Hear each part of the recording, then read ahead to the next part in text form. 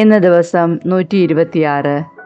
ഇന്ന് വായിക്കുന്ന തിരുവചന ഭാഗങ്ങൾ: 2 സാമുവൽ അധ്യായം 8, 1 ദിനവൃത്താന്തം അധ്യായം 10-11, സങ്കീർത്തനങ്ങൾ 60. 2 സാമുവൽ അധ്യായം 8. ദാവീദിൻ്റെ വിജയങ്ങൾ. കുറച്ചു നാളുകൾക്ക് ശേഷം ദാവീദ് ഫിലിസ്ത്യരെ ആക്രമിച്ച് കീഴ്പ്പെടുത്തി. മെദേഗമ്മ അവരിൽ നിന്ന് പിടിച്ചെടുത്തു. അവൻ മോവാബ്യരെയും തോൽപ്പിച്ചു. അവരെ നിലത്ത് കിടത്തി ചരട് കൊണ്ടളന്ന് 2 ഭാഗത്തെ കൊന്നു, 1 ഭാഗത്തെ വെറുതെ വിട്ടു. അങ്ങനെ മോവാബ്യർ അവന് കീഴടങ്ങി കപ്പം കൊടുത്തു. ദാവീദ് യൂഫ്രട്ടീസ് നദീതീരത്ത് തൻ്റെ അതിർത്തി വീണ്ടെടുക്കാൻ പോകവേ റഹോബിൻ്റെ മകനും സോബാ രാജാവുമായ ഹദദേസറിനെയും തോൽപ്പിച്ചു. അവൻ്റെ 1700 കുതിരക്കാരെയും കാലാൾപ്പടയിൽ 20,000 പേരെയും ദാവീദ് പിടിച്ചെടുത്തു.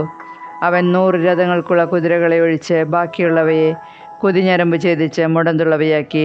സോബാ രാജാവായ ഹദദേസറിനെ സഹായിക്കാൻ ദമാസ്കസിലെ സിറിയാക്കാർ വന്നപ്പോൾ അവരിൽ 27,000 പേരെ ദാവീദ് കൊന്നുകളഞ്ഞു. ദമാസ്കസിലെ ആരാമിൽ ദാവീദ് കാവൽപ്പടയെ നിർത്തി. സിറിയാക്കാർ ദാവീദിന് സമാന്തരമായി കപ്പം കൊടുത്തു. ദാവീദ് പോയിടത്തെല്ലാം കർത്താവ് അവന് വിജയം നൽകി. ഹദദേസറിൻ്റെ സേവകർ വഹിച്ചിരുന്ന സ്വർണ്ണ പരിചകൾ ദാവീദ് ജെറുസലേമിലേക്ക് കൊണ്ടുവന്നു. ഹദദേസർ ഭരിച്ചിരുന്ന ബത്തേയായിലും നിന്ന് ദാവീദ് രാജാവ് വളരെയധികം വെള്ളോടും കൈവശപ്പെടുത്തി. ഹദദേസറിൻ്റെ സർവ്വസൈന്യത്തെയും ദാവീദ് തോൽപ്പിച്ചെന്ന് ഹമാത്ത് രാജാവായ തോയി കേട്ടു. ദാവീദിനെ അഭിവാദനം ചെയ്യാനും ഹദദേസറിനെ തോൽപ്പിച്ചതിന് അനുമോദിക്കാനും തോയി തൻ്റെ മകൻ യോറാമിനെ ദാവീദ് രാജാവിൻ്റെ അടുത്തേക്ക് അയച്ചു. എന്തെന്നാൽ ഹദദേസർ പലപ്പോഴും തോയിയുമായി യുദ്ധത്തിലായിരുന്നു. വെള്ളി, സ്വർണം, ഓട് ഇവ കൊണ്ടുള്ള ഉപകരണങ്ങളും യോറാം കൂടെ കൊണ്ടുവന്നു. ദാവീദ് അവ കർത്താവിന് പ്രതിഷ്ഠിച്ചു. ഏദോമ്യർ, മൊവാബ്യർ, അമ്മോന്യർ, ഫിലിസ്ത്യർ, അമലേക്യർ തുടങ്ങി താൻ കീഴ്പ്പെടുത്തിയ സകല ജനതകളിലും നിന്ന് എടുത്ത വെള്ളിയും പൊന്നും റഹോബിൻ്റെ മകനും സോബാ രാജാവുമായ ഹദദേസറിൽ നിന്നെടുത്ത കൊള്ളയും ദാവീദ് കർത്താവിന് പ്രതിഷ്ഠിച്ചു. ഉപ്പ് താഴ്വരയിൽ വെച്ച് 18,000 ഏദോമ്യരെ കൊന്നൊടുക്കി മടങ്ങി വന്നപ്പോൾ ദാവീദ് കൂടുതൽ പ്രശസ്തനായി. അവൻ ഏദോമിൽ കാവൽപ്പടയെ നിയമിച്ചു. ഏദോമ്യർ ദാവീദിന് അടിമകളായി. അവൻ ചെന്നിടത്തെല്ലാം കർത്താവ് അവന് വിജയം നൽകി. ദാവീദ് ഇസ്രായേൽ മുഴുവനിലും ഭരണം നടത്തി. തൻ്റെ സകല ജനത്തിലും അവൻ നീതിയും ന്യായവും പാലിച്ചു. സെരുയായുടെ മകൻ യോവാബായിരുന്നു സർവ്വസൈന്യാധിപൻ. അഹിലൂദിൻ്റെ മകൻ യഹോഷാഫാത്ത് നടപടി എഴുത്തുകാരനും അഹിത്തൂബിൻ്റെ മകൻ സാദോക്കും അബിയാദറിൻ്റെ മകൻ അഹിമലേക്കുമായിരുന്നു പുരോഹിതന്മാർ. സെരായിയായിരുന്നു കാര്യദർശി. യദായുടെ മകൻ ബനായിയ ക്രേത്യർക്കും പെലേത്യർക്കും അധിപനായിരുന്നു. ദാവീദിൻ്റെ പുത്രന്മാർ പുരോഹിതന്മാരും. 1 ദിനവൃത്താന്ത പുസ്തകത്തിൽ നിന്ന് അധ്യായം 10. സാവൂളിൻ്റെ മരണം. ഫിലിസ്ത്യർ ഇസ്രായേലിനോട് യുദ്ധം ചെയ്തു. പിന്തിരിഞ്ഞോടിയ ഇസ്രായേലർ ഗിൽബോവ മലയിൽ വെച്ച് വധിക്കപ്പെട്ടു.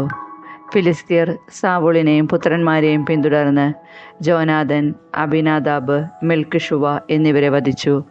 സാവൂളിന് ചുറ്റും യുദ്ധം രൂക്ഷമായി. വില്ലാളികൾ അവനെ അമ്പെയ്ത് മുറിപ്പെടുത്തി. സാവൂൾ തൻ്റെ ആയുധവാഹകനോട്, ഈ അപരിച്ഛേദിതർ എന്നെ അപമാനിക്കാതിരിക്കാൻ വാളൂരി എന്നെ കൊല്ലുക എന്ന് പറഞ്ഞു. ഭയചകിതനായ ആയുധവാഹകൻ അത് ചെയ്തില്ല. സാവൂൾ തൻ്റെ വാളെടുത്ത് അതിന്മേൽ വീണു. സാവൂൾ മരിച്ചെന്ന് കണ്ട് ആയുധവാഹകനും വാളിൽ വീണ് മരിച്ചു. അങ്ങനെ സാവൂളും 3 മക്കളും കുടുംബം മുഴുവനും ഒരുമിച്ച് മരിച്ചു. സൈന്യം പലായനം ചെയ്തെന്നും സാവൂളും പുത്രന്മാരും മരിച്ചെന്നും കേട്ടപ്പോൾ താഴ്വരയിൽ വസിച്ചിരുന്ന ഇസ്രായേല്യർ തങ്ങളുടെ നഗരങ്ങൾ ഉപേക്ഷിച്ച് ഓടിപ്പോയി. ഫിലിസ്ത്യർ അവിടെ വാസമുറപ്പിച്ചു. അടുത്ത ദിവസം കൊല്ലപ്പെട്ടവരെ കൊള്ളയടിക്കാൻ ഫിലിസ്ത്യർ വന്നപ്പോൾ സാവൂളും പുത്രന്മാരും ഗിൽബോവ മലയിൽ മരിച്ചു കിടക്കുന്നത് കണ്ടു. അവർ അവൻ്റെ വസ്ത്രമുരിഞ്ഞ് തലവെട്ടിയെടുത്ത് ആയുധങ്ങളും കരസ്ഥമാക്കി.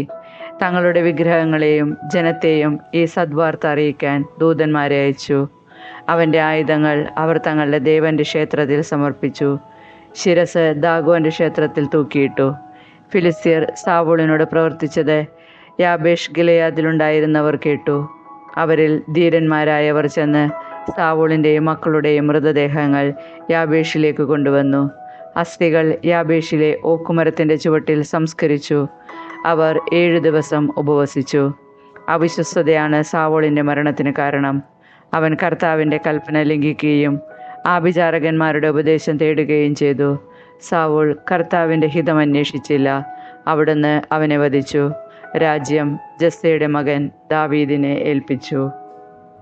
1 ദിനവൃത്താന്ത പുസ്തകം അധ്യായം 11. ദാവീദ് ഇസ്രായേൽ രാജാവ്. ഇസ്രായേലിയർ ഹെബ്രോണിൽ ദാവീദിൻ്റെ അടുക്കൽ ഒന്നിച്ചുകൂടി പറഞ്ഞു, ഞങ്ങൾ നിന്റെ അസ്ഥിയും മാംസവുമാണ്. മുൻപ് സാവൂൾ രാജാവായിരുന്ന കാലത്തും നീയാണ് ഇസ്രായേലിനെ നയിച്ചത്. നീ എൻ്റെ ജനമായ ഇസ്രായേലിന് ഇടയനും രാജാവുമായിരിക്കും എന്ന് കർത്താവ് നിന്നോട് അരുളി ചെയ്തിട്ടുണ്ട്. ഇസ്രായേൽ ശ്രേഷ്ഠന്മാർ ഹെബ്രോണിൽ രാജാവിൻ്റെ അടുക്കൽ വന്നു. കർത്ത സന്നദ്ധിയിൽ ദാവീദ് അവരോട് ഉടമ്പടി ചെയ്തു. സാമുവേലിലൂടെ കർത്താവ് അരുളി ചെയ്തതനുസരിച്ച് അവൻ ദാവീദിനെ ഇസ്രായേൽ രാജാവായി അഭിഷേകം ചെയ്തു. അനന്തരം ദാവീദും ഇസ്രായേല്യരും ജെറുസലേമിലേക്ക് പോയി. ജബൂസ് എന്നാണ് ജെറുസലേം അറിയപ്പെട്ടിരുന്നത്. അവിടുത്തെ നിവാസികൾ ജബൂസ്യർ എന്നും. നീ ഇവിടെ കടക്കുകയില്ല എന്ന് ജബൂസ്യർ ദാവീദിനോട് പറഞ്ഞു. എങ്കിലും ദാവീദ് സിയോൻ കോട്ട പിടിച്ചെടുത്തു. അതാണ് ദാവീദിൻ്റെ നഗരം. ദാവീദ് പറഞ്ഞു, ജബൂസ്യരെ, ആദ്യം നിഹനിക്കുന്നവൻ മുഖ്യസേനാനായകനായിരിക്കും. സെരൂയയുടെ മകൻ യോവാബ് ആദ്യം കയറി ചെന്നു. അവനെ സേനാനായകനാക്കുകയും ചെയ്തു. സിയോൻ കോട്ടയിൽ ദാവീദ് താമസിച്ചതിനാൽ അതിന് ദാവീദിൻ്റെ നഗരമെന്ന് പേര് വന്നു. പിന്നെ അവൻ ആ നഗരത്തെ മില്ലോ മുതൽ ചുറ്റും പണിതുറപ്പിച്ചു. നഗരത്തിൻ്റെ ബാക്കി ഭാഗങ്ങൾ യോവാബ് പുനരുദ്ധരിച്ചു. സൈന്യങ്ങളുടെ കർത്താവ് കൂടെ ഉണ്ടായിരുന്നതിനാൽ ദാവീദ് മേൽക്കുമേൽ പ്രാബല്യം നേടി. ദാവീദിൻ്റെ പ്രസിദ്ധ യോദ്ധാക്കൾ. കർത്താവ് അരുളി ചെയ്തതനുസരിച്ച് ദാവീദിനെ ഇസ്രായേലിൽ രാജാവാകാൻ ജനത്തോടൊപ്പം സഹായിച്ച യോദ്ധാക്കളിൽ പ്രമുഖർ. മൂവരിൽ പ്രമുഖൻ ഹക്മോന്യനുമായ യോഷാബാം. ഇവൻ 300 പേരെ ഒന്നിച്ച് കുന്തം കൊണ്ട് കൊന്നു. മൂവരിൽ രണ്ടാമൻ അഹോഹന്യനായ ദോദോയുടെ പുത്രൻ എലയാസർ. ഫിലിസ്ത്യർ പസ്ദമീമിൽ അണിനിരുന്നപ്പോൾ അവൻ ദാവീദിനോടുകൂടെ ഒരു ബാർലി വയലിലായിരുന്നു. ജനം ഫിലിസ്ത്യരുടെ മുൻപിൽ നിന്ന് ഓടിക്കളഞ്ഞു. എന്നാൽ അവൻ വയലിൻ്റെ മധ്യത്തിൽ നിന്ന് അത് കാക്കുകയും ഫിലിസ്ത്യരെ വെട്ടിവീഴ്ത്തുകയും ചെയ്തു. കർത്താവ് ഒരു വൻ വിജയം നൽകി അവരെ രക്ഷിച്ചു. ഫിലിസ്ത്യർ റഫായിം താഴ്വരയിൽ കൂടാരമടിച്ചപ്പോൾ 30 തലവന്മാരിൽ 3 പേർ അദുല്ലാം ശിലാഗുഹയിൽ ദാവീദിൻ്റെ അടുത്തേക്ക് ചെന്നു. ദാവീദ് സുരക്ഷിത സങ്കേതത്തിലായിരുന്നു. ഫിലിസ്ത്യരുടെ പട്ടാളം ബെത്ലഹേമിൽ പാളയമടിച്ചിരുന്നു. ദാവീദ് ആർത്തിയോട് ചോദിച്ചു, ബെത്ലഹേം പട്ടണവാതിക്കലിലെ കിണറ്റിൽ നിന്ന് ആരെനിക്ക് വെള്ളം കുടിക്കാൻ കൊണ്ടുവരും? ആ 3 പേർ ഉടനെ ഫിലിസ്ത്യരുടെ പാളയത്തിലൂടെ കടന്ന് ബെത്ലഹേം പട്ടണവാതിൽക്കലിലെ കിണറ്റിൽ നിന്ന് വെള്ളം കോരി ദാവീദിന് കുടിക്കാൻ കൊണ്ടുവന്നു. ദാവീദ് അത് കുടിക്കാതെ ദൈവത്തിന് സമർപ്പിച്ചുകൊണ്ട് പറഞ്ഞു, എൻ്റെ ദൈവത്തിൻ്റെ സന്നിധിയിൽ ഞാനിത് ചെയ്യാനിടയാകാതിരിക്കട്ടെ. ഞാൻ ഇവരുടെ ജീവരക്തം കുടിക്കുകയോ? പ്രാണൻ പണയം വെച്ചാണല്ലോ അവർ ഇത് കൊണ്ടുവന്നത്. അത് കുടിക്കാൻ അവന് മനസ്സ് വന്നില്ല. 3 യോദ്ധാക്കൾ ചെയ്ത കാര്യമാണിത്. യോവാബിൻ്റെ സഹോദരൻ അബിഷായിയായിരുന്നു 30 പേരിൽ പ്രമുഖൻ. അവൻ 300 പേരെ ഒന്നിച്ച് കുന്തം കൊണ്ട് വധിച്ചു. ഇവനും മൂവർക്കും പുറമെ കീർത്തിമാനായി. അവൻ 30 പേരിൽ ഏറ്റവും പ്രശസ്തനും അവരുടെ അധിപനുമായിരുന്നു. എന്നാൽ അവൻ മൂവരോടൊപ്പം എത്തിയില്ല. കബ്സേൽക്കാരനും പരാക്രമശാലിയും യഹോയദായുടെ പുത്രനുമായ ബെനായ വീരകൃത്യങ്ങൾ ചെയ്തവനാണ്. ഇവൻ മോവാബിലെ 2 ധീരന്മാരെ വധിച്ചതിനു പുറമെ മഞ്ഞുകാലത്ത് ഒരു ഗുഹയിൽ കടന്ന് ഒരു സിംഹത്തെയും കൊന്നു. 5 മുഴം ഉയരമുള്ള ദീർഘകായനായ ഒരു ഈജിപ്തുകാരനെയും അവൻ സംഹരിച്ചു. ഈജിപ്തുകാരൻ്റെ കയ്യിൽ നെയ്ത്തുകാരൻ്റെ ഓടം പോലെയുള്ള ഒരു കുന്തവും ഉണ്ടായിരുന്നു. ബെനായ ഒരു വടിയുമായി അവനെ സമീപിച്ച് കുന്തം പിടിച്ചു പറിച്ച് അതുകൊണ്ട് തന്നെ അവനെ സംഹരിച്ചു. ഇവയെല്ലാം യഹോയദായുടെ മകൻ ബെനായ ചെയ്തതാണ്. അങ്ങനെ പരാക്രമശാലികളായ മൂവർക്ക് പുറമെ അവനും പ്രശസ്തനായി. അവൻ 30 പേർക്കിടയിൽ കീർത്തിമാനായിരുന്നെങ്കിലും മൂവരോടൊപ്പം എത്തിയില്ല. ദാവീദ് അവനെ അംഗരക്ഷകരിൽ ഒരാളായി നിയമിച്ചു. സൈന്യത്തിലെ രണശൂരന്മാർ.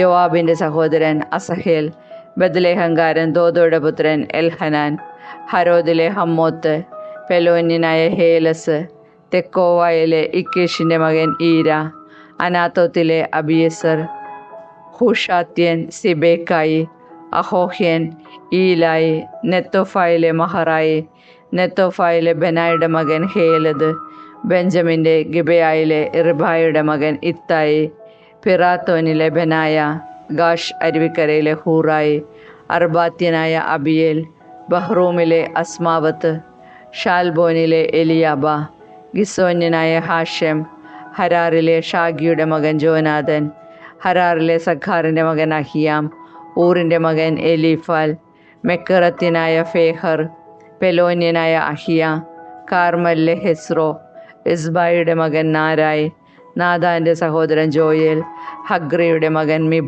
മിഗ്ബാർ, അമോന്യനായ സേലക്ക്, സെരിയായുടെ മകനായ യോവാബിൻ്റെ ആയുധവാഹകനും ബെറോത്തുകാരനുമായ നഹറായ്, ഇത്രാരിയായ ഈരായും ഗാരബും, ഹിത്യനായ ഊറിയ, അഹ്ലായുടെ മകൻ സാബാഗ്, റൂബൻ ഗോത്രജനായ ഷിസയുടെ മകനും റൂബൻ ഗോത്രത്തിലെ ഒരു നേതാവുമായ അദീനായും കൂടെ 30 പേരും, മാക്കായുടെ പുത്രൻ ഹാനാൻ, മിത്ത്കാരനായ യോഷാഫത്ത്, അഷ്ട്രോത്തുകാരൻ ഉസിയ, അരോവറിൽ നിന്നുള്ള ഹോത്താമിൻ്റെ പുത്രന്മാർ ഷാമ, ജയിയേൽ, ഷിമ്രിയുടെ മകൻ യദിയായേൽ, അവൻ്റെ സഹോദരൻ തിസ്യനായ യോഹ, മഹാവ്യനായ എലിയേൽ, എൽനാമിൻ്റെ പുത്രന്മാരായ റിബായി, യൊഷാവിയ, മോവാബ്യനായ ഇത്മ, എലിയേൽ, ഓബദ്, മൊസോബ്യനായ യസിയേൽ.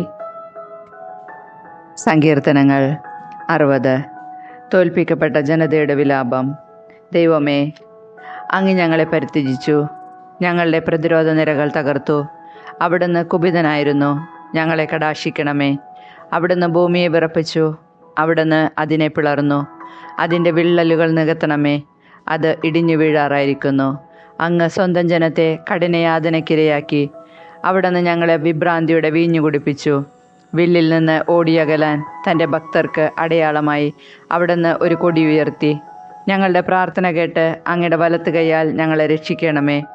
അങ്ങയുടെ പ്രിയജനം മോചിതരാകട്ടെ. ദൈവം തൻ്റെ വിശുദ്ധ മന്ദിരത്തിൽ നിന്ന് അരുളി ചെയ്തു, ആനന്ദപൂർവ്വം ഞാൻ ശെക്കെമിനെ വിഭജിക്കുകയും സുക്കോത്ത് താഴ്വര അളന്നു തിരിക്കുകയും ചെയ്യും. ഗിലെയാദ് എൻ്റേതാണ്, മനാസെയും എൻ്റേത് തന്നെ. എഫ്രായിം എൻ്റെ പടത്തൊപ്പിയും യൂദ എൻ്റെ ചെങ്കോലുമാണ്. മൊവാബ് എൻ്റെ ഷാളനപാത്രം. ഏദോമിൽ ഞാൻ എൻ്റെ പാതുകം അഴിച്ചു വയ്ക്കും. ഫിലിസ്ത്യരുടെ മേൽ ഞാൻ വിജയാഘോഷം മുഴക്കും. സുരക്ഷിത നഗരത്തിലേക്ക് ആരെന്നെ നയിക്കും? ഏദോമിലേക്ക് ആരെന്നെ കൊണ്ടുപോകും? ദൈവമേ, അങ്ങ് ഞങ്ങളെ പരിത്യജിച്ചില്ലേ? അങ്ങ് ഞങ്ങളുടെ സൈന്യത്തോടൊപ്പമില്ലല്ലോ. ശത്രുവിനെതിരെ ഞങ്ങളെ സഹായിക്കണമേ. മനുഷ്യൻ്റെ സഹായം വ്യർത്ഥമാണ്. ദൈവത്തോടൊത്ത് ഞങ്ങൾ ധീരമായി പൊരുതും. അവിടുന്നാണ് ഞങ്ങളുടെ ശത്രുക്കളെ ചവിട്ടിമെതിക്കുന്നത്.